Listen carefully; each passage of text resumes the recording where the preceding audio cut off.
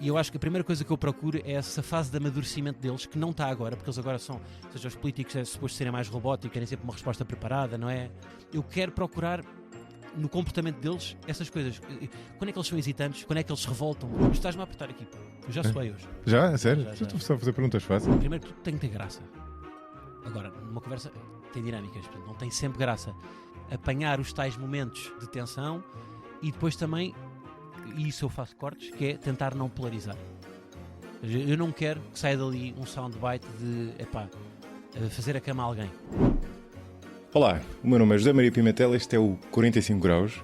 Deixem-me começar por agradecer ao público que esteve na edição especial ao vivo do 45 Graus. No passado dia 12 de julho, no Cinema São Jorge, foi um grande público, 4 grandes convidados e foi uma noite, para mim, pelo menos memorável. Foi uma noite de pensar ao vivo, todos em conjunto, sobre diferentes temas, mas com boa disposição. Foi excelente. Muito obrigado a quem foi.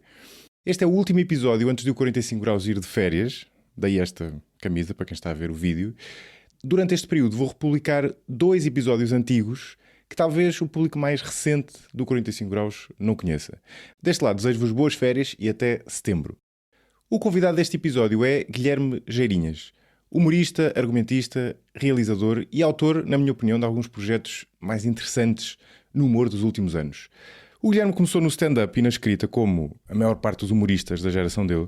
O que o torna especialmente interessante, na minha opinião, é que tem sido das pessoas nesta área que têm conseguido tirar melhor partido das novas plataformas digitais.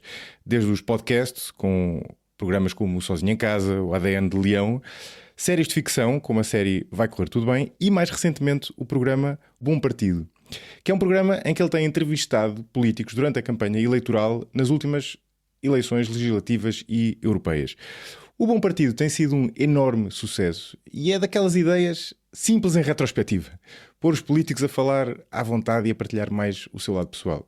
Mas a verdade é que, sendo uma ideia simples, é algo que já há muito tempo se andava a tentar e, na minha opinião, este é de longe o programa que tem conseguido melhor fazer isso. Ou seja, expor o lado pessoal dos políticos, mas ao mesmo tempo pondo-os à vontade.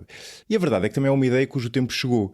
Hoje as pessoas estão, ainda mais do que no passado, à procura de autenticidade do lado pessoal dos políticos, e isso criou uma procura por programas deste tipo que o Bom Partido corresponde muito bem. Foi uma bela conversa, ao contrário do que o Guilherme temia, que ele não é grande fã de dar entrevistas. E, aliás, agradeço-lhe especialmente por isso, por ter vindo ao 45 Graus. Nesta primeira parte falámos sobretudo sobre o Bom Partido, a origem da ideia, como é que funciona a produção, como é que é feito o guião e a edição, episódios mais marcantes e um aspecto que há em comum, eu diria, com imensos programas e até o 45 Graus, que é o facto de ser importante haver uma certa tensão com os convidados para gerar uma boa conversa. Essa tensão pode ser de tipos completamente diferentes, mas é algo que eu acho que torna muito interessante os melhores programas e o Bom Partido em particular. Espero que gostem desta primeira parte. A segunda parte sai já amanhã. Vamos lá.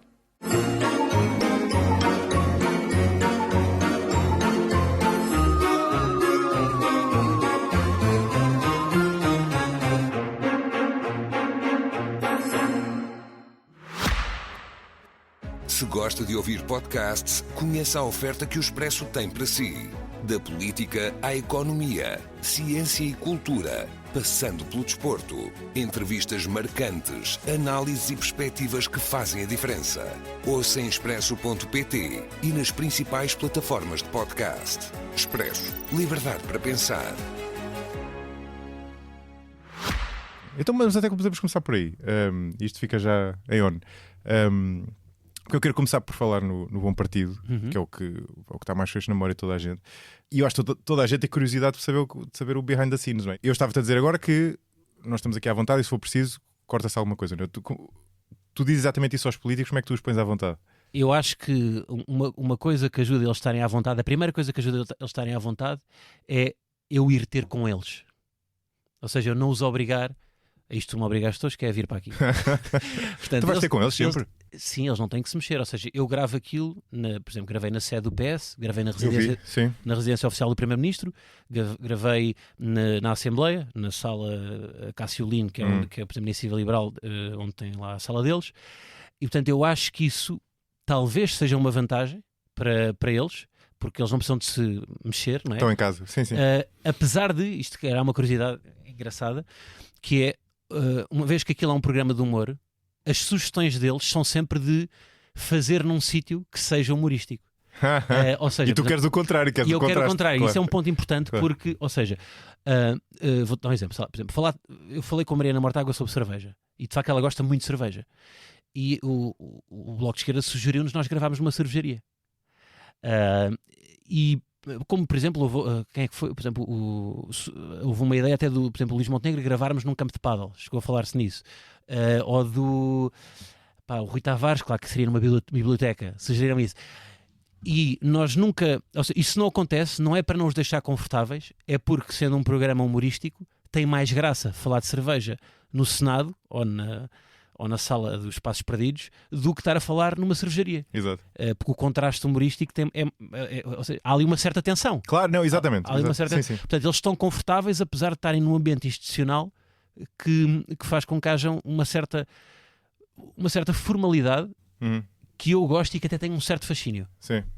Ou seja, eu até acho, eu não sei, quando dizem, por exemplo, o teu programa, pronto, a forma como conduz aquilo é muito informal. Eu discordo disso. Eu acho que eu tenho uma estrutura bastante formal. Como assim? Ou seja, eu acho que é bastante formal o programa tem, como eu acho que não sou muito espontâneo, como eu não sou, eu tenho algumas balizas, ou seja, aquilo começa sempre da mesma maneira, termina sempre da mesma maneira, tem sempre um formato específico de depoimentos, de inserts, que são sempre iguais.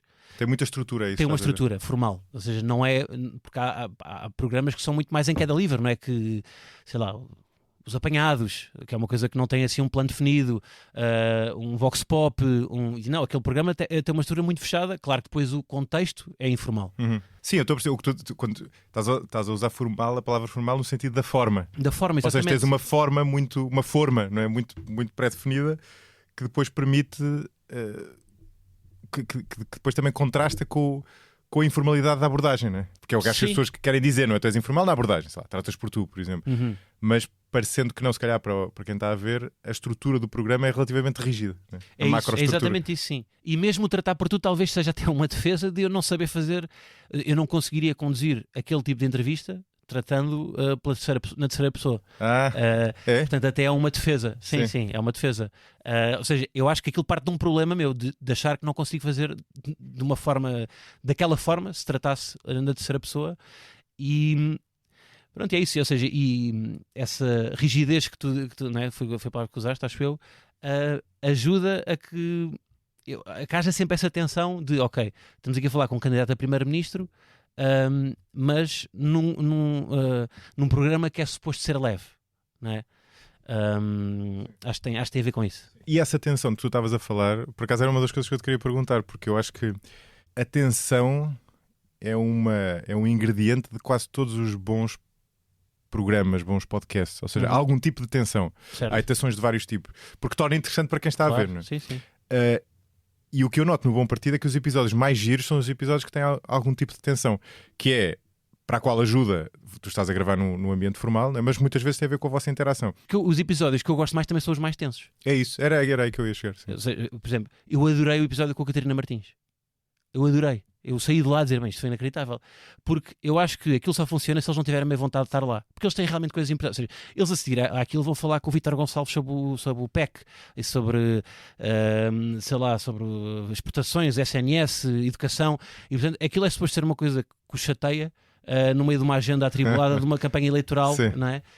E portanto, eu acho que eles virem com essa pouca vontade de lá estar, que eu até acho que eles, se calhar, por exemplo, eu acho que a Catarina Martins até estava com vontade, só que aquilo faz parte da persona. E acho que houve pessoas que interpretaram isso como uma certa arrogância, sei lá, não sei. E eu não concordo nada. Eu acho que para mim foi. Eu não sei se não foi entrevista que eu me diverti mais. Eu acho que não vi essa, por acaso. Isso foi quando? Espera aí, foi nas eleições, nas europeias. Por exemplo, nas europeias, exato. Também há, ou seja, há tensões sempre diferentes. A tensão, por exemplo, com o Sebastião Bugalho foi a tensão geracional de eu estar sempre a provocá-lo com a idade.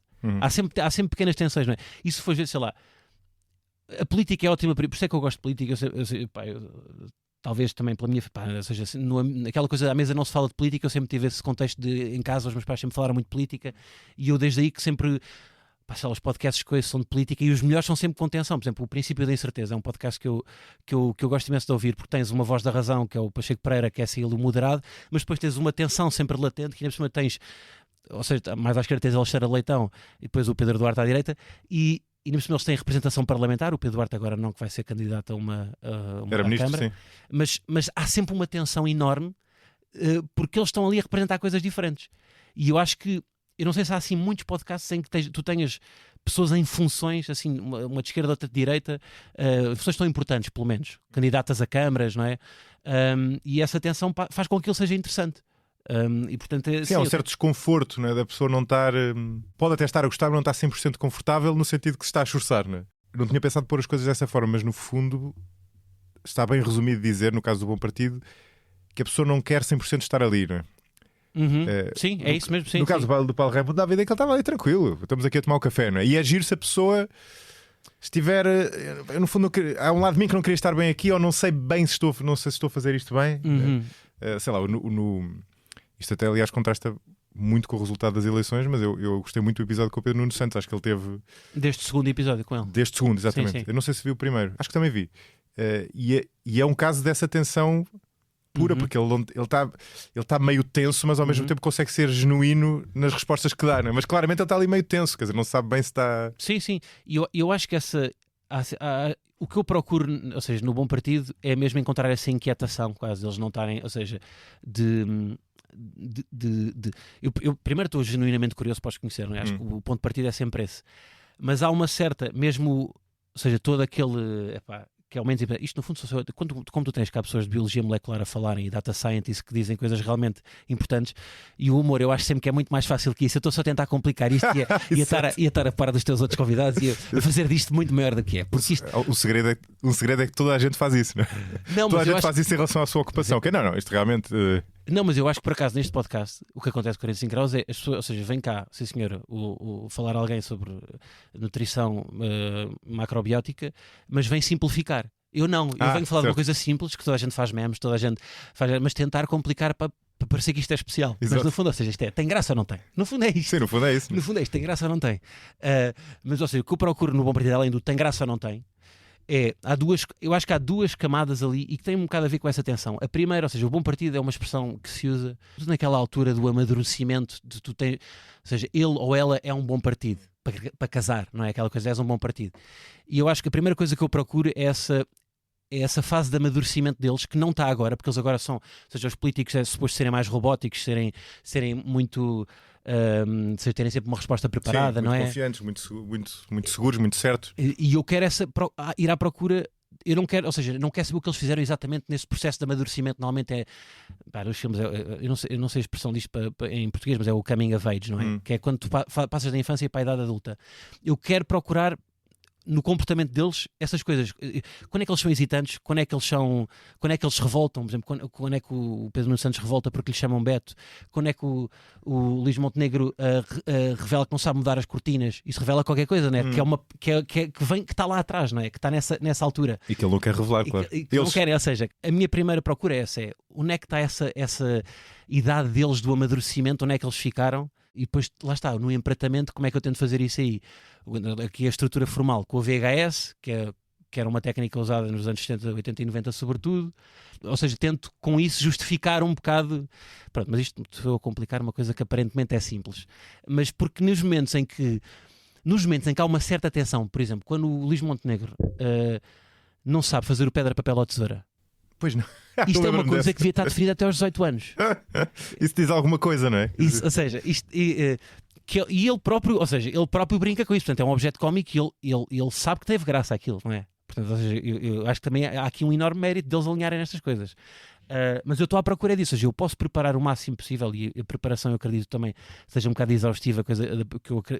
Eu vejo a forma como tu conduziste e também acho que também deves perder algumas horas nisto, não é? Tu podes preparar o melhor que puderes. Mas depois estas aqui, quando ele de repente não sabe jogar ao pedra, papel, nada pode preparar para isto. Nada, e nada podia prever, sei lá. As minhas filhas jogam pedra, papel, tesoura e têm 5 e 6 anos. Como por exemplo o Pedro Nuno Santos não sabia que no Spotify as outras pessoas podem ouvir o que nós ouvimos. O que nós estamos a ouvir no momento, as outras pessoas podem ouvir, mas ele não fazia ideia, ele ficou super preocupado. Mas isto é contra a proteção de dados e não sei o quê. Com um bocado alarmado. O Rui Rocha não sabia jogar ao stop. Peço para começar a dizer e ele. Mas já me lembro. Aliás, o ponto de partida quando me surgiu assim, pá, vá lá, isto, ok. Porque é que eu não faço isto? Foi quando eu estava, já contei isto, foi quando estava a ver uma entrevista nas eleições de 2022 com o Rui Rio, eu acho que era na RTP, não tenho a certeza, e vi aquilo era uma entrevista de 1 hora, pá, imensas perguntas, e a última pergunta, ou seja, tudo perguntas políticas, e a última pergunta era uma pergunta surpresa, que eles não tinham acesso. E a pergunta foi, quando é que foi a última vez que foi ao teatro? Pá, e a forma, a reação dele, corporal mesmo, a hesitação...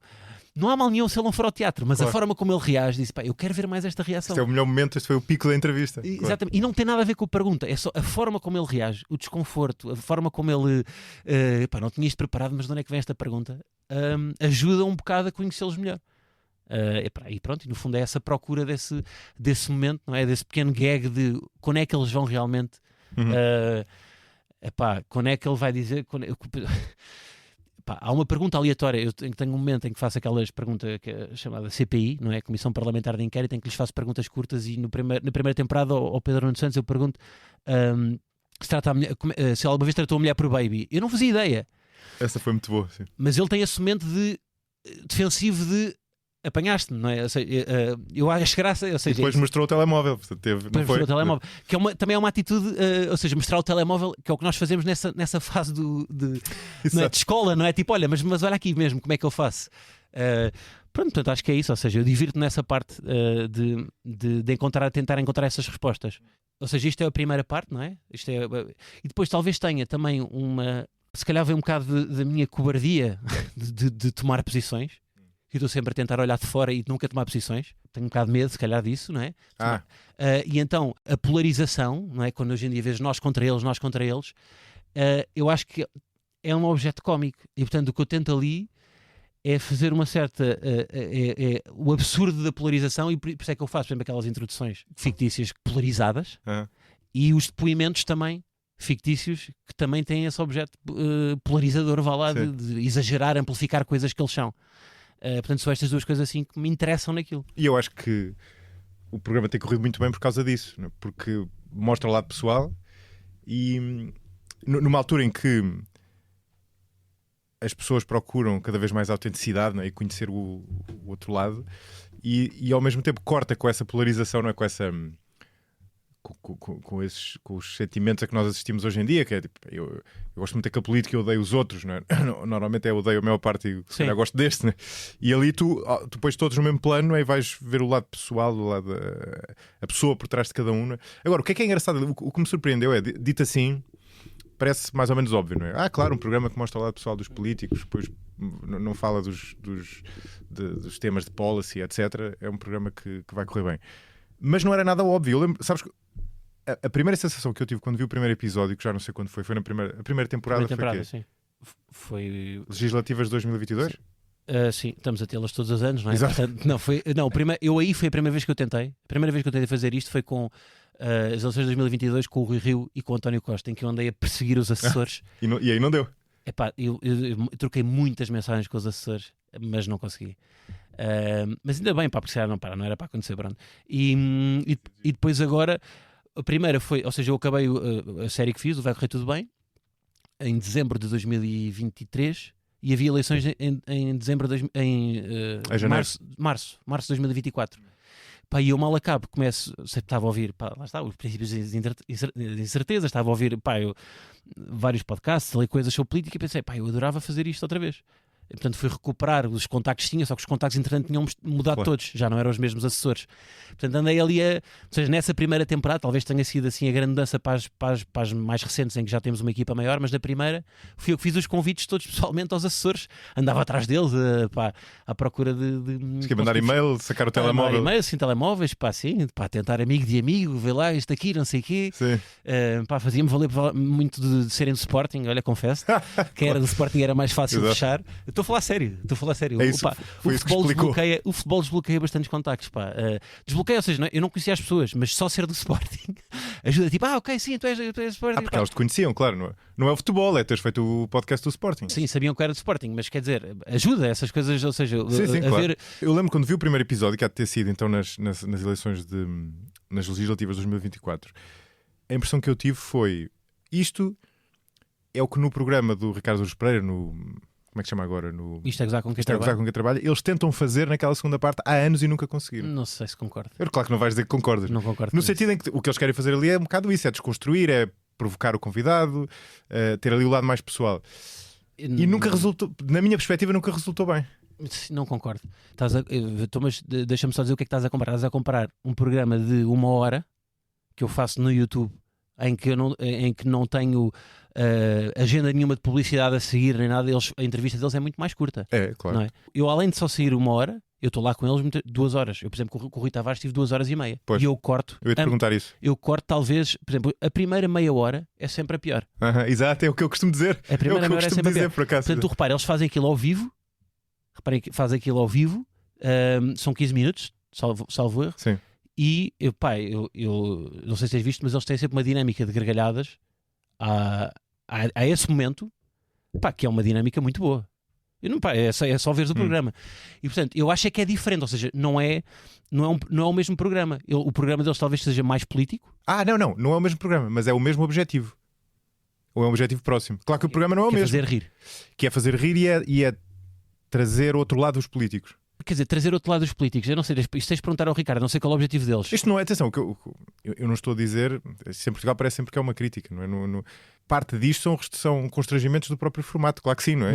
E aliás, o que tu explicaste agora faz todo sentido. Tu primeiro, não estás a fazer um estúdio com a audiência, faz uma diferença gigante. Eu vou dizer, por exemplo, eu sentiria muito mais desconfortável a fazer o que eles fazem, claro. É muito mais difícil. Exatamente. Ou seja, o que eu faço é muito mais fácil. Mas o facto de ser mais fácil significa que é mais fácil para ti, certo? Mas isso é o menos relevante neste caso, não é? O relevante é mais fácil para o político em questão e, portanto, torna-o mais à vontade com expor o seu lado pessoal e ter uma conversa, certo. Mas lá menos está. scripted. Mas voltamos ao início. Então, eu vou ter com eles, com os políticos, não é? Os políticos têm que ir à televisão. Exato, a televisão, eles são maquilhados. Claro. Eles levam ali com redes sociais em cima deles. Ou seja, há uma certa, não é, uma burocracia toda à volta daquilo que aquilo não é... Intimida, claro. Intimida, não é? Ou seja, eu acho que o mais importante é mesmo isto, é os primeiros 15 minutos, a primeira meia hora que eu tenho das minhas entrevistas é sempre a pior. E eu muitas vezes não a uso. Engraçado tu dizeres isso. Muitas vezes as pessoas perguntam porque é que os episódios aqui no 45 Graus são tão longos. E eu dou sempre essa resposta. E é exatamente meia hora. Eu digo, em média... Claro que eu não desaproveito essa meia hora, não é? Mas porque é isso, muitas vezes é assim. A maior parte das vezes é essencial. A primeira meia hora foi um desastre. Isto está a ser um desastre, a primeira meia hora. Vamos em 20 minutos. Temos mais 10 e depois. Sim. O que em média, a primeira meia hora tu estás a ganhar entrosamento. E claro que isto varia muito. Há aqui um desvio padrão grande, não é? Mas tu.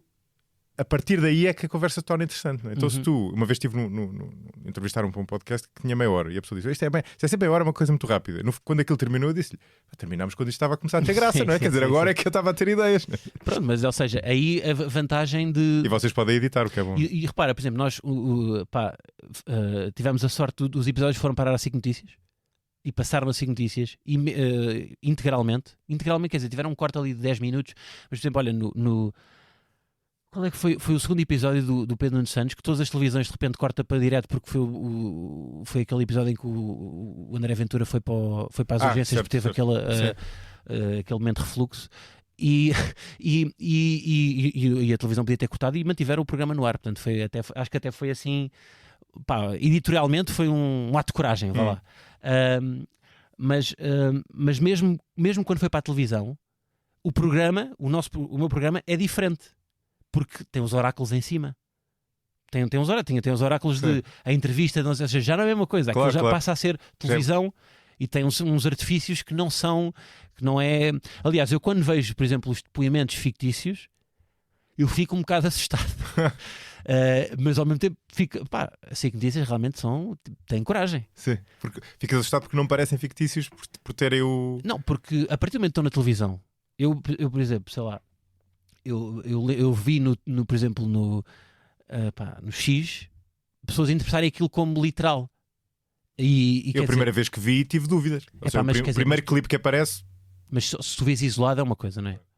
Pronto. Agora, ninguém, quer dizer, no episódio com o João Coutinho Figueiredo, há um gag recorrente nos depoimentos que tem a ver com o Estado vai buscar 66%, ou seja, por exemplo, imagina, há uma fotografia dele em bebê e o depoimento era o João Coutinho Figueiredo nasceu de trigêmeo, ele tem 2 gêmeos, mas o Estado levou 2 e pronto, é uma fotografia só com ele. Ou seja, ninguém acha que o João Coutinho Figueiredo tem mais 2 gêmeos, não é? Quer dizer, sim, claro, exato. Sim. Mas se calhar se diz aquilo fora de contexto, só vires aquilo, pá, como aquilo tem uma voz que parece séria. Pronto, mas também não podemos pensar nessas interpretações, não é? Não podes pensar nisso. Mas quando vejo na televisão fico um bocado mais... Okay, mas espera aí, uma pessoa que só entra aqui no zapping pode achar que é verdade, não é? Até porque o consumo é muito diferente, não é? O que acontece com o vídeo do YouTube ou com o podcast é que quem está neste momento ou vai estar a ouvir esta conversa ou a ver esta conversa escolheu fazê-lo deliberadamente. Na televisão... essa correspondência do público com a audiência é muito mais difusa, porque há pessoas que foram parar ali e não sabem o que aquilo é. Portanto, para imensa gente, para imensas pessoas, esse clipe que não era genuíno, para elas era uma coisa completamente verdadeira, não é? Porque elas se calhar nem conheciam bem o programa, não é? É pá, sim, mas estamos a falar de uma coisa tão absurda. Eu acho que não há nenhum depoimento que tenha margem para... Sim, e também não... Qual é o problema, não é? Se houver uma... Quer dizer, não há pá, quer dizer, eu acho que, aliás, o que até foi parar eu agora não me lembro, mas acho que o que gerou uma dúvida foi que o Luís Montenegro está numa mota d'água com um miúdo, com o filho, e o depoimento ele era muito competitivo. Quando um amigo raptava um bebê, uma criança numa mota d'água, ele ia logo raptar 2.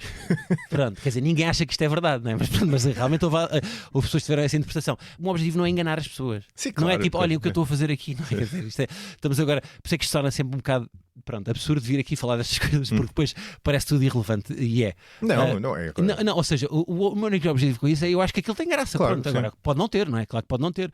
E o objeto da graça é, de facto, nós estarmos aqui numa altura em que há imensas notícias estranhas que as pessoas tomam como verdadeiras. O ponto de partida é esse, a tal polarização. Isso, exatamente, sim. E eu acho que isso tem muita graça. Eu acho que isso pode ser isso é um objeto de média bom. Exato, sim. E que é o que eles predispõem a acreditar nisso, né? Nessas coisas estranhas. Né? E mesmo as introduções falsas, lá está, têm que ser suficientemente longe da pessoa, não é? Para ter graça. Porque se eu digo que o Rui Rocha teve uma empresa foi a CEO de uma empresa de raquetes de cortiça, é mais provável do que se for a Mariana Mortágua. Sim, não é absurdo. Não é claro. Tão absurdo. Sim. Mas pronto, gostava de ser mais imediato a dar os exemplos. Sei lá, se disseres aos sucessos do Coutinho de Figueiredo que ele tinha tido 2 Porsches, sei lá. Olha, mas por exemplo, quem teve um Porsche foi o Pedro Nuno Santos. Foi o Pedro Nuno Santos, exatamente. Exato, lá está, estás a ver? As coisas às vezes não são o que parece. Mas mesmo, ou seja, por exemplo, essa informação, há informações que tu vê, sei lá. Por exemplo, o Pedro Nuno Santos, uma das informações que aparecem em todas as entrevistas é que ele é neto de sapateiro. O Coutinho Figueiredo, uma das informações que aparece sempre é que ele vendia cabides. Isto são coisas que eles querem falar. Claro, exatamente. Ou seja, porque fica bem, ele vendeu cabides. O Rui Rocha apanhou reguadas. Ou seja, isto, eu acredito que quando há aquele briefing no início da campanha, quando há, ok, o que é que vamos dizer aqui nos programas de daytime, pronto, isto são histórias que puxam para cima.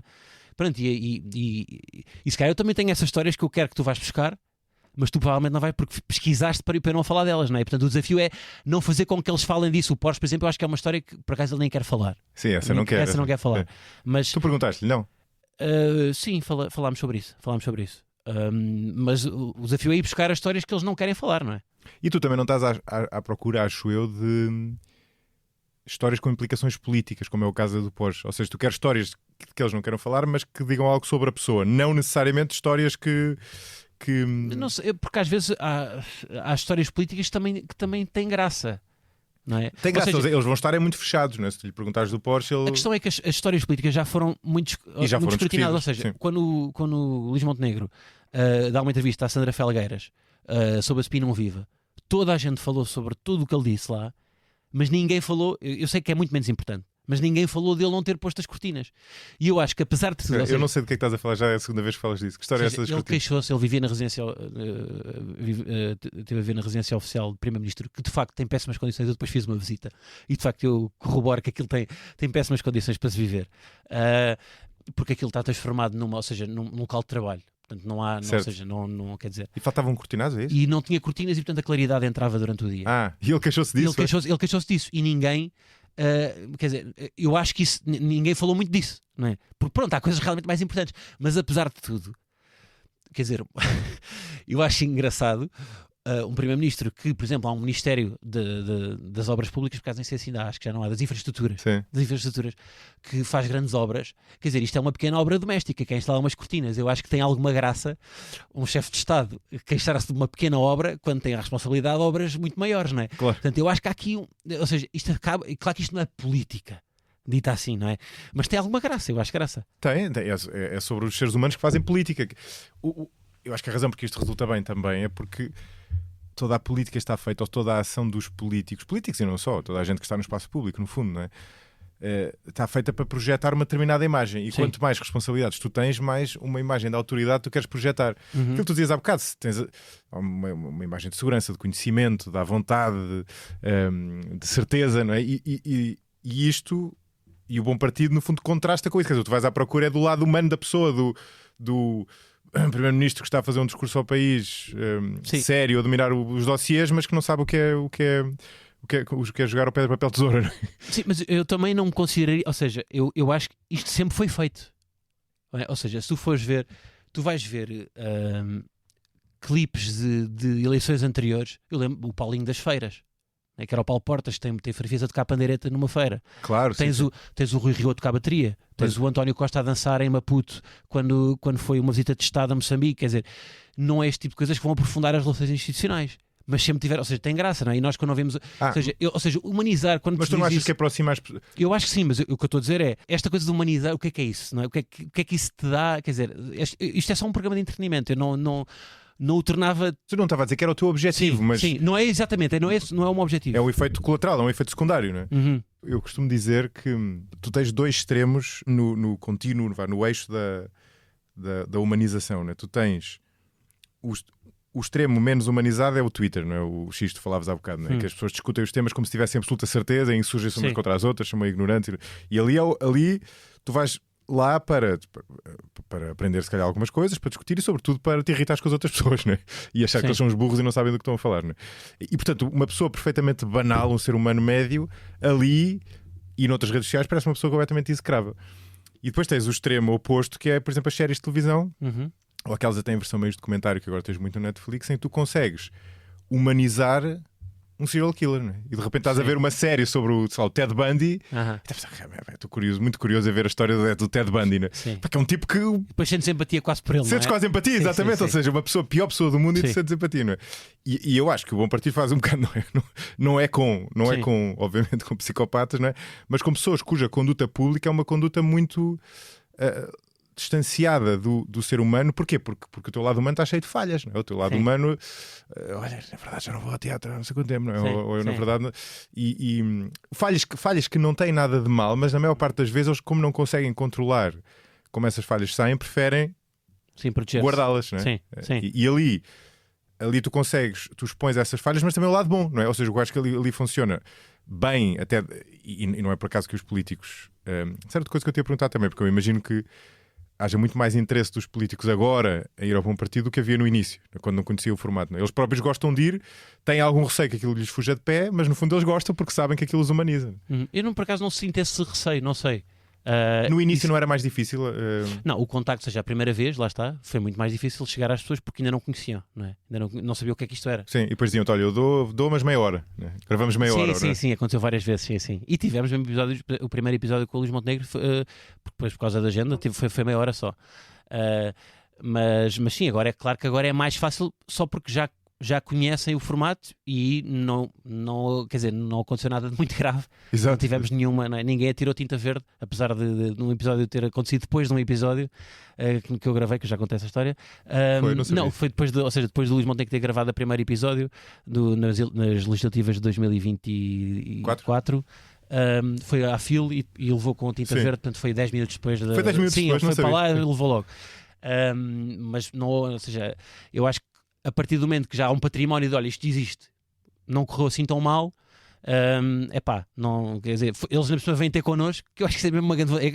Eu não desvalorizo esse lado logístico, sim, o lado logístico, porque eles de facto eles têm mesmo mais que fazer. E portanto, nós disponibilizarmos para irmos lá ter com eles para os deixar confortáveis. E depois essa gestão da agenda também, ou seja, por exemplo, este ano eu estava a gravar outra coisa, eu estava a gravar outro projeto e eu lembro-me, sim. Isto foi abaixo, portanto em março foi 11 de março para aí, 11 de março o governo vai abaixo e as eleições são a 18 de maio, portanto são 2 meses em que eu tenho que parar o que estava a fazer antes, e faço isso porque adoro fazer isto, ou seja, eu adoro fazer o Bom Partido. E tenho que, pronto, depois temos que fazer os convites novamente aos partidos todos, temos que esperar que eles formem as listas, depois temos que fazer a gestão do calendário de encaixá-los, depois a preparação das entrevistas, fazer montagem, edição, cor, som, publicação. Portanto, o calendário talvez seja a parte até mais difícil de, apesar deles agora estarem muito mais disponíveis, eles próprios não têm uma agenda e há várias vezes que é adiado e que temos que gravar no outro dia. Imagino, sim. Aliás, nós tivemos, não sei se te lembras, nós tivemos para gravar nessa altura. Eu desmarquei uma data de coisas. E uma vez tu disseste, porque na altura estava vai, não vai para haver eleições. Tu disseste, se houver eleições, não vai dar, só depois. Sim, pronto. E houve. Sim, eu não sei, eu desconfio que eles esperam não tornar isto um programa anual, mas tive que cancelar várias coisas e depois isso talvez seja, ou seja, enquanto a operação logística, encavalitar aqui tanto a produção das coisas como a publicação, são 2 meses para fazer tudo, e isso talvez seja assim a coisa mais chata, não é? Porque, pronto, isto é uma estrutura pequena, isto é produzido pela Kilt, a equipa é a mesma desde o primeiro Bom Partido, portanto é uma equipa que eu confio plenamente, é uma equipa excelente. Uma curiosidade, não sei se é interessante ou não, temos tempo de gravar os episódios, editar e publicá-los. Nós, quando temos episódios em mãos já finalizados, temos para aí à volta de 3 semanas até às eleições. E depois não podemos publicar no dia de silêncio, portanto tem que ficar tudo publicado. Nestas eleições, o primeiro episódio, aliás, o trailer é publicado 2 semanas antes. Nós tínhamos uma dinâmica de publicação de dia sim, dia não. Pronto, e em termos logísticos, como isto depois tem, pois é toda aquela chatice que é o que vocês fazem aqui também, não é? Que é amplificar isto depois em redes e não sei o quê. Temos sempre ou seja, aquilo no fundo é uma linha de montagem que tens que estar a pôr coisas cá fora. Exato, e com várias partes, não é? Com vários elementos. Exatamente. Pronto, e eu no fundo copiei a estratégia de Ruben Amorim. Não, porque uma vez espreitei não sei qual é. O quadro, vou-te explicar. Copiei lá no ADN havia uma ADN de Leão, que era o podcast do Sporting. Do Sporting, exatamente. Aquilo nós partilhávamos lá com a equipa de comunicação e era na academia, e tinha lá o quadro dos jogos da equipa de Sporting. Pronto, e há ali uma certa altura da época que encavalitam-se os jogos do campeonato com os jogos da Liga Europa, e portanto imagina, tu um sábado o Sporting joga com o Gil Vicente e na quarta-feira joga contra o Dortmund, e portanto na preparação e no rescaldo dos jogos, se calhar o jogo, por exemplo, o pós-jogo com o Dortmund coincide com o pré-jogo Gil Vicente, e portanto a forma que eles arranjam de organizar aquilo é cada jogo, em vez de estar a dizer na quarta-feira, na quinta-feira, na sexta-feira, como eles arranjam, a forma o dia de jogo é um dia 0, o dia anterior é o -1, o dia depois é o +1. Pronto. Então, isso nós usávamos exatamente o mesmo. Lembrei-me disso, nós vamos usar exatamente o mesmo. Mas, ou seja, o dia, por exemplo, dando o exemplo do que aconteceu, o primeiro episódio foi com o Luís Montenegro, o segundo episódio foi com a Mariana Mortágua, e foi dia sim, dia não. Portanto, ou seja, o dia a seguir ao lançamento. Portanto, o dia a seguir ao Montenegro era o -1 da Mariana Mortágua. Exatamente. Sim. O +1 Montenegro é o -1 Mariana Mortágua. E no +1 Montenegro nós temos, por exemplo, os Reels, temos que passar aos parceiros, à Fundação, ao Expresso, temos que passar os formatos deles. No -1 de Mariana Mortágua temos que passar a cor para o colorista, temos que passar o som para a masterização final, e portanto a sobreposição, ou seja, este quadro, parecendo assim, isto parece um bocado inútil o que eu estou a dizer, mas isto dá imenso jeito para organizar a equipa. Claro, porque tu consegues, em vez de estares a dizer quarta-feira, quinta-feira, não sei o quê, organizas só com -1 e +1 e está tudo resolvido. Pronto, essa talvez seja no meio de ser muito mais fácil organizar isto quando já tens uma temporada para trás em que os conseguiste convencer a entrar nisto, não deixa de ter essa complexidade, não é? Tens aqui uma curva de aprendizagem, não é? Vais aprendendo, mas essa complexidade existe sempre, não é? Até porque depois deve haver imensos imprevistos, não é? Sim. Não é sempre igual, não é? Sim. Sobretudo lá está, porque eles têm, ou seja, nós fazemos isto enquanto eles estão em campanha eleitoral e portanto eles têm aquelas felicitações de irem, não é? Sei lá, vão Câmara dos Lobos, vão a não sei onde fazer uma ação qualquer e não dá para estarem em Lisboa. Exato, sim, esquece. Vocês são quantos na equipa no total? Ora bem, então nós quando vamos, eu também não gosto de ter como tu, não é? Que não tens aqui ninguém no estúdio para. Eu não gosto de ter muita gente lá a chatear, porque eles já têm os assessores e eles às vezes olham para os assessores. À espera de sinais, sim, né? há temas que eles olham para os assessores. E portanto eu gosto de ter pouca gente. Portanto, nós temos um diretor de fotografia, que é o João Fevereiro, depois temos um operador de câmara que opera, portanto, um geral. Isto é muito técnico, não interessa, mas pronto, os fechados dos convidados e depois uma câmara de making of, portanto opera 4 câmaras, só uma pessoa. Bom. O diretor de fotografia também ajuda. Depois temos um operador de VHS, faz a câmara de VHS. Depois temos um produtor. Vocês têm mesmo a câmara de VHS? Eu achava que era um efeito qualquer. Não, é mesmo com uma câmara de VHS. Pá. Muito bom. É a minha câmara de VHS. Pá. Aquilo, ou seja, foi... Onde é que se arranja isso? Aquela câmara custa 70 euros. Incrível. É uma câmara que custa 70 euros, que ainda é com um mini DVD. Depois ou seja, aquilo depois tens que converter, tens um programa em que convertes aquilo de mini DVD para formato MP4. Por acaso demos algum trabalho, tivemos alguns problemas de conversão, porque, por exemplo, o episódio do PAN deu o a câmara e portanto, aí foi artificial. Sim. Fizemos uma VHS artificial porque não tínhamos. Pois. É que eles quase não mas é uma equipa muito pequena, pá. É uma equipa, até porque quando tu vais para a Assembleia, que eu acho sempre fascinante, e nós gravámos sobretudo na Assembleia, que é um daqueles sítios em que tu entras e ouves sempre aquele sabes, aquela coisa a vertigem dos tetos, não é? E aquela coisa da... Sim, é imponente. Que eu acho que isso é super importante para o programa, lá está, para a tal tensão, para o tal contraste. E eu acho que talvez também venha, não sei, eu tenho esse fascínio para aquilo, não sei, eu lembro-me da primeira vez que fui lá numa visita de estudo quando era puto e ficar completamente fascinado. Daquela sala dos Espaços Perdidos, tu nem podes gravar lá. A sala dos Espaços Perdidos não podes gravar. Eles proíbem, sim. Eu acho que é aquele corredor até onde eles, ou seja, é a saída mesmo da Assembleia, onde eles circulam, onde dão aquelas entrevistas aos jornalistas ali à queima-roupa, não é? E aquele paredes em mármore, os pilares, tem umas pinturas, acho que é do Bordal Pinheiro, aquelas pinturas a óleo, e aquilo tem um ar super. Sim, vocês iam lá gravar um programa de humor, né? E depois estamos lá nós somos uma equipa de putos, ou seja, a nossa equipa somos miúdos de entre 20 a 30 anos que estamos ali a fazer aquilo, ou seja, ao lado estão. Aliás, nós até de vez em quando apanhas lá políticos, porque eles agora também filmam-se eles próprios lá na Assembleia a fazer vídeos para redes sociais, exatamente, para o TikTok. Já apanhámos alguns lá. Mas pronto, essa parte de ir à Assembleia é sempre fascinante. Pá, eu acho... eu lembro do episódio falando em episódios com tensão, o do Rui Tavares.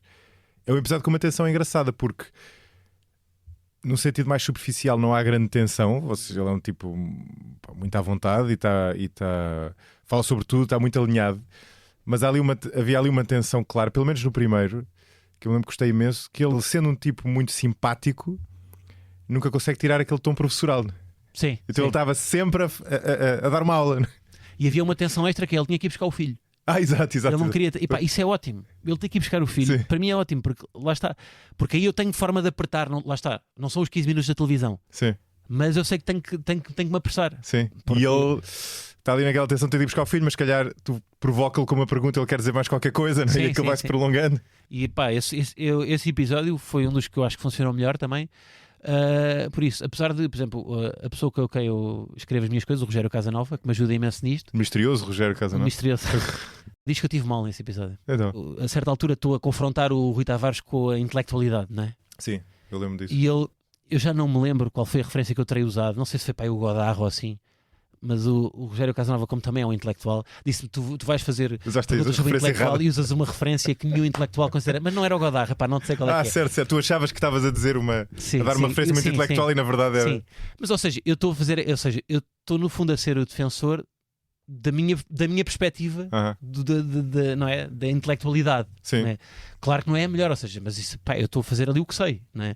E estás a fazer quase que é o que eu tento também fazer aqui de outra maneira, ser o representante do ouvinte, não é? Sim. Ou seja, estás-te a pôr e de facto para muita gente que eu imagino que aprecia o Rui Tavares, ao mesmo tempo estranha esse lado dele há ali uma pose, não é? Há ali uma pose que eu acho que a maior parte das pessoas, eu pelo menos não entendo que seja mal intencionada, mas é uma pose que tem que ver com com o artifício do professor, não é? Que está sempre muito confiante a contar uma história. Sim, está sempre com o seu casaco bombazinho, não é? Sim. E muito articulado, portanto, tudo aquilo é. Sim. Epá, mas é super interessante. E eu tenho pena, por exemplo, este último episódio que fiz com ele tem cerca de 2h30 e foi só 1 hora para o ar. E ele tem lá grandes teses que eu acho muito interessantes. Mas que não era para ali. Mas que não funciona, porque não funciona ali, não é? Porque é outro registro. Mas eu, por acaso, eu devia ter uma forma de meter aquilo cá fora, não é? Mas ficava um programa muito diferente. Ficava um programa muito diferente. Lado B.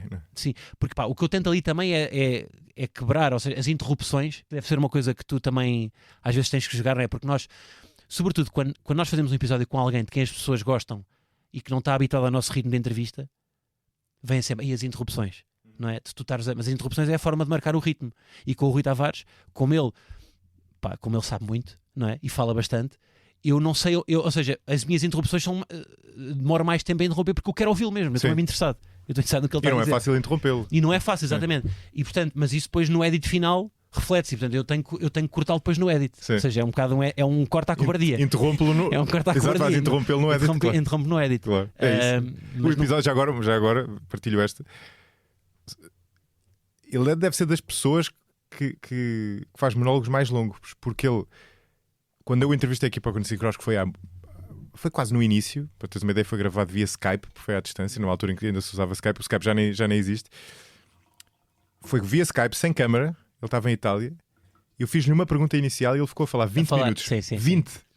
Sim. Há podcasts de 20 minutos, ou seja, o podcast, se fosse um podcast mais curto, era só aquilo. Rui, então já não sei qual era a pergunta. Não, 20 minutos, então adeus, até à próxima. Sim, não, é verdade, aconteceu, sim. Podia ter sido isso. E eu depois provoquei porque ele tinha lá uma. Lá está, eu queria essa tensão e há uma tese que ele está a falar sobre. Ele está a falar da ótima capacidade que temos que eles têm no Parlamento de poder pesquisar uma palavra e a primeira vez que ela foi dita na Assembleia, portanto lá através do sistema, e ele está a falar de um político que foi o primeiro a referenciar a palavra anarquismo, que foi o Fernão Boto Machado. Só que ele já tinha falado disso no podcast dele que eu ouço. E portanto eu antecipei-me e disse o nome Fernão Boto Machado para provocar, para causar lá essa tensão. Mas esse deixei. Esse deixei.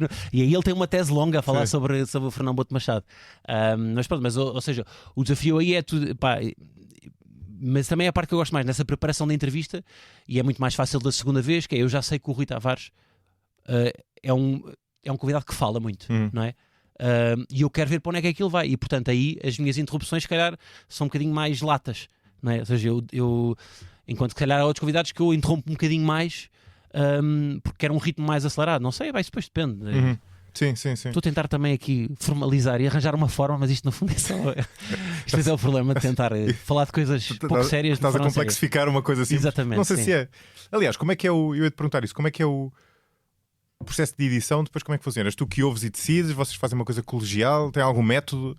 A montagem final. Não. Decidir o que fica e o que sai é uma coisa a olho ou vocês têm critérios definidos desse género que estavas a dizer agora, do tipo só interessa coisas que tenham alguma tensão ou não interessa estar a falar de determinado tipo de temas, não é? Vocês têm...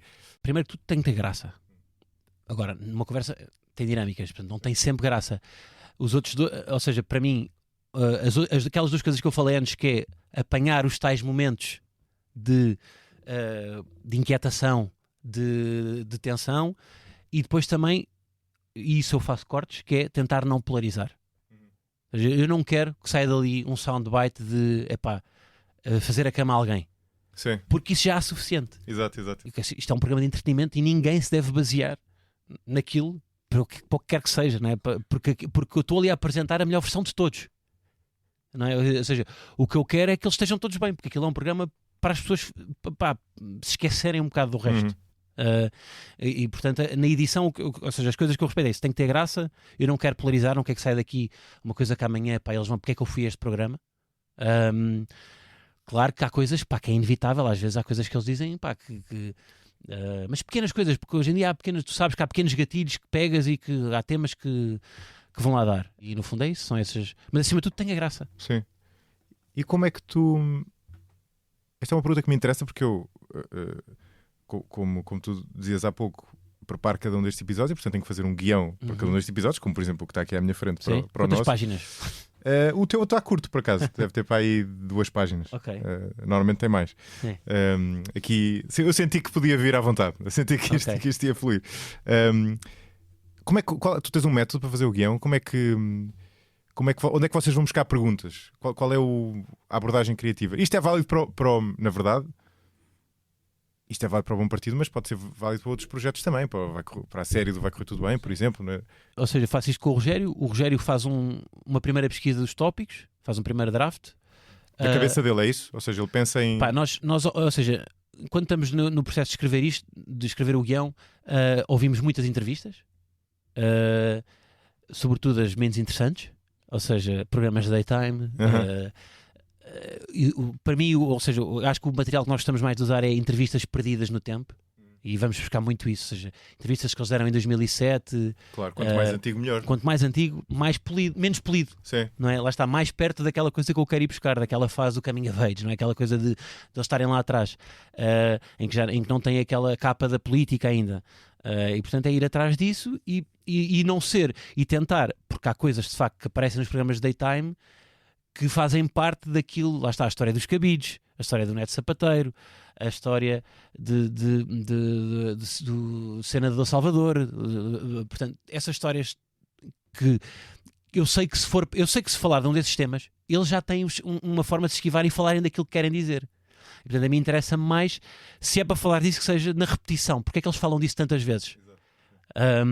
Pronto, mas ou seja, o processo é esse, primeiro recolher muita informação, ou seja, um guião tem à volta de 20 a 25 páginas. Eu prefiro ter bifurcações, ou seja, um tema e se for para este lado vou para aqui, se for para aquele lado vou para ali, para estar preparado para tudo. Portanto, é muito pouco espontâneo. Mas na verdade, os momentos que se tornam mais especiais são aqueles que são insólitos e que não foram preparados. Lá está o pedra, papel, tesoura que eu não consegui calcular. Ou seja, eu tinha de facto preparado, eu levei um tapete de golfe para nós jogarmos golfe. Mas eu não fazia ideia que ele não ia saber jogar o pedra, papel, tesoura. Eu nem me lembro. O pedra, papel, tesoura surgiu na altura. Ninguém planeado fazer isso, não é?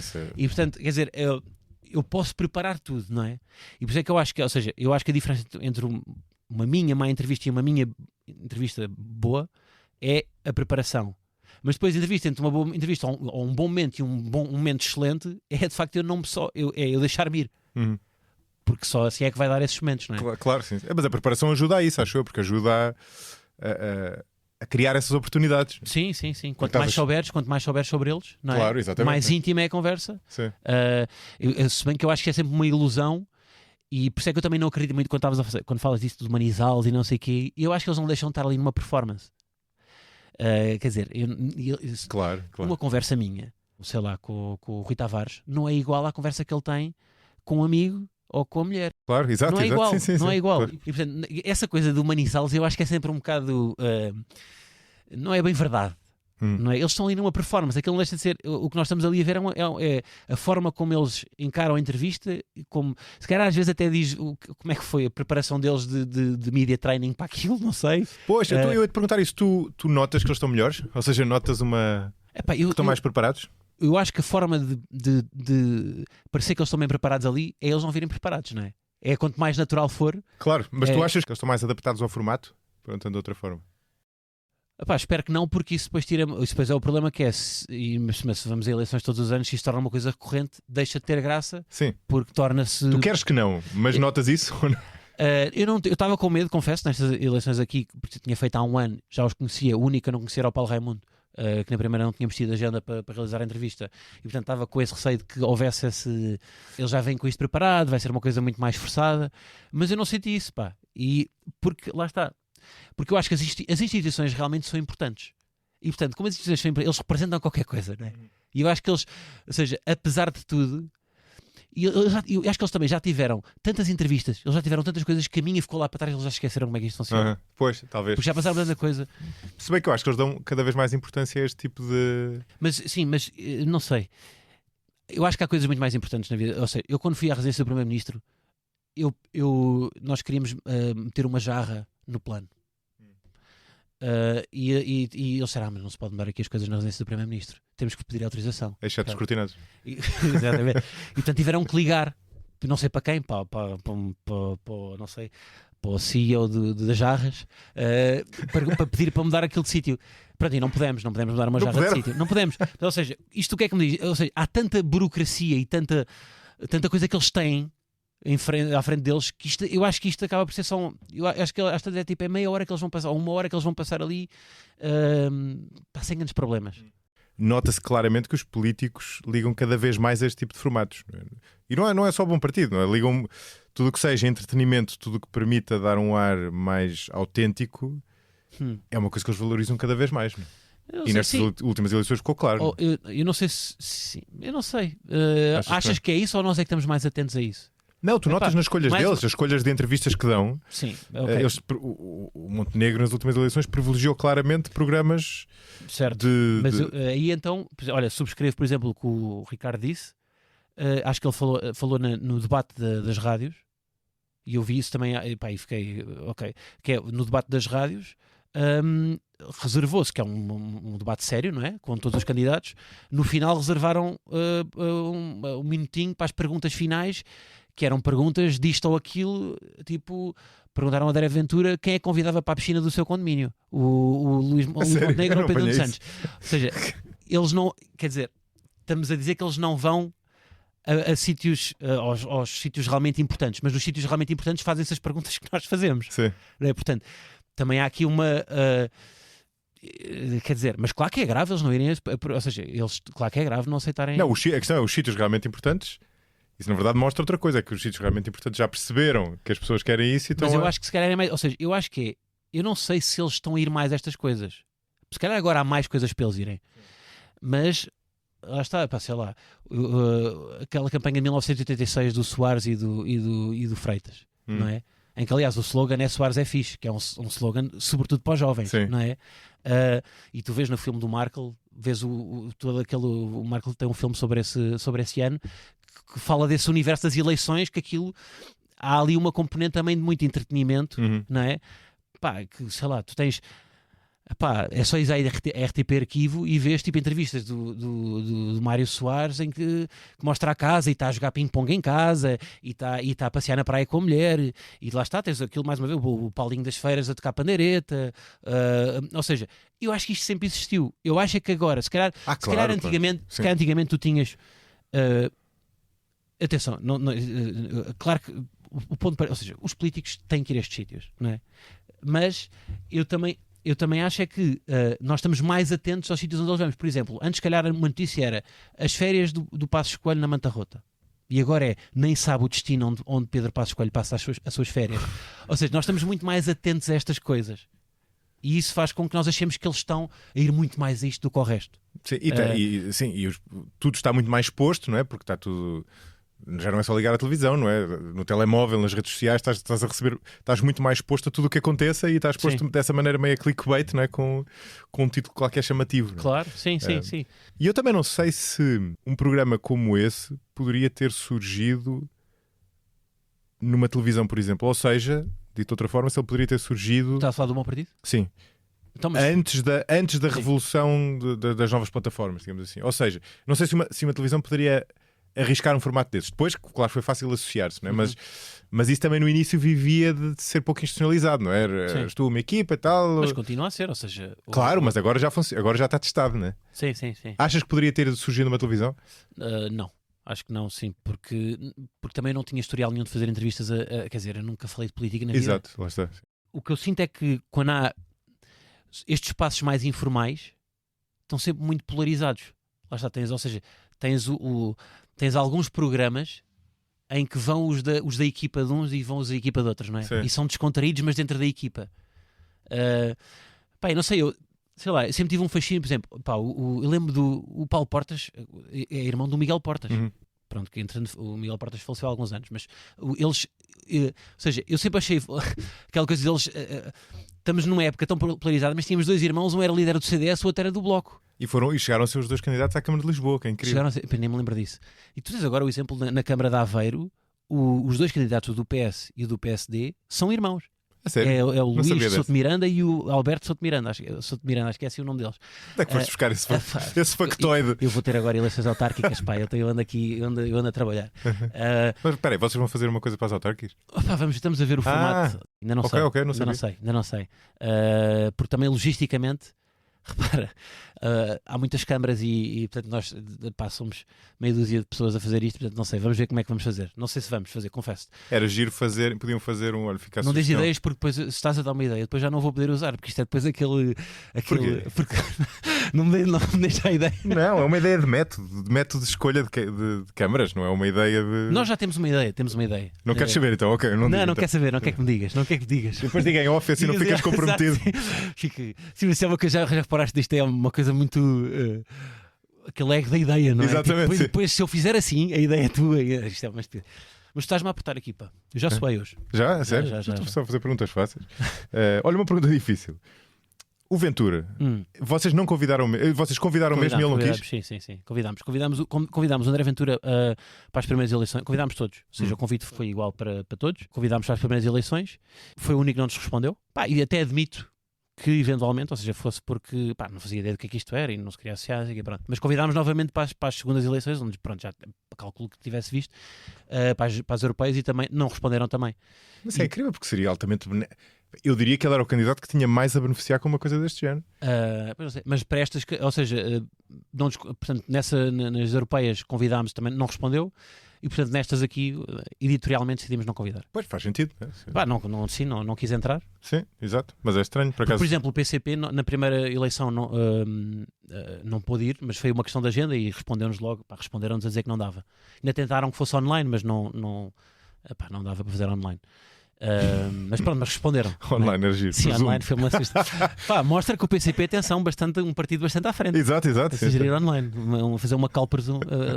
Se calhar queriam por Skype, não é? Isso também. Não sei. Mas olha, por acaso gostei bastante dos 2 episódios com o PCP, com o João Oliveira e com o Paulo Raimundo. E um deles foi interrompido por umas senhoras a cantar. O primeiro, o João Oliveira, foi interrompido. Sim. Há uma pergunta que me fazem muitas vezes e eu não sei responder. Pergunto-me se tu saberás. Já devem ter feito a pergunta muitas vezes. Quais são os teus episódios preferidos? Ou quais são os que mais surpreenderam? Lá está. Eu vou voltar àquilo que disse há bocado, que é a minha percepção é sempre a contrária. Às vezes, ou seja, eu gostei desse da Catarina Martins e as pessoas acharam que ela estava com uma postura defensiva. Claro, mas por isso é que é interessante ter a... Mas sei lá, eu por exemplo, eu acho que ou seja, isto é... Por exemplo, gostei muito do primeiro episódio com o Pedro Nuno Santos, para dar exemplos dos dois líderes, do primeiro episódio com o Pedro Nuno Santos e do segundo episódio com o Luís Montenegro. Acho que foram assim 2 episódios. Sim, o primeiro do Montenegro. Tínhamos menos tempo, lá está, tivemos 30 minutos. O primeiro episódio do Pedro Nuno Santos acho que foi excelente. Lá está, apanhámos também nesse pequeno gag do Baby. E este segundo episódio do Luís Montenegro, porque acho que tinha aquele gravitas de primeiro-ministro na residência oficial e tudo mais, em que de facto as pessoas estão realmente muito preocupadas de a jarra e primeiro-ministro assim, e depois ele chega e é um bem disposto e no final, e aliás, o exemplo que eu tenho deles é que eles são pessoas que gostam destas coisas, ou seja, no final nós estamos a jogar golfe, estamos a tentar acertar no buraco. E ele diz, os Açores estão todos a dizer, temos de nos ir embora, temos aqui uma coisa. Ele, não, eu agora não me vou embora enquanto não acertar nisto. Enquanto não acertar à primeira. Portanto, ele próprio, o Pedro Nuno Santos também tem uma agenda, não sei o quê, mas depois teve a mostrar a sede do PS à Lili Canessas, depois do episódio todo. Tiveram lá, portanto, ou seja, eles tiveram tempo para nós. Claro, exato. Aí, portanto, eu acho que eles... Também têm ego, não é? O ego faz arranjar tempo, não é? Mas eu acho que nós somos pouco relevantes para ele, ou seja, eu acho que eles estavam só a divertir. Não tem a ver com ego, eles estavam só a divertir. Sim. Eu acho que foi só... Quando a pessoa gosta de se ouvir... Sim, mas eu não sei se isso é... Eu acho que... Quando eu digo ego, não é... Sim, eu estou a perceber o que estás a dizer. Não é uma crítica, todos temos, não é? Sim. Sim, isso foi eu cheguei a falar disso com eles. E o político tem uma performance também, não é? Claro, o político... Ou seja, fala em público, não é? Se não gostar de se ouvir, está na profissão errada, não é? Sim, talvez sim. O que é errado, não é? Às vezes deviam gostar de ouvir, não é? É mais importante ouvir o eleitorado, não é? Certo, sim, mas tem de gostar de ouvir, não é? Este episódio teve a sonoplastia de Hugo Oliveira. Ouça e veja outros podcasts em expresso.pt e acompanhe-me em josemariapimentel.pt ou nas redes sociais. Até ao próximo episódio.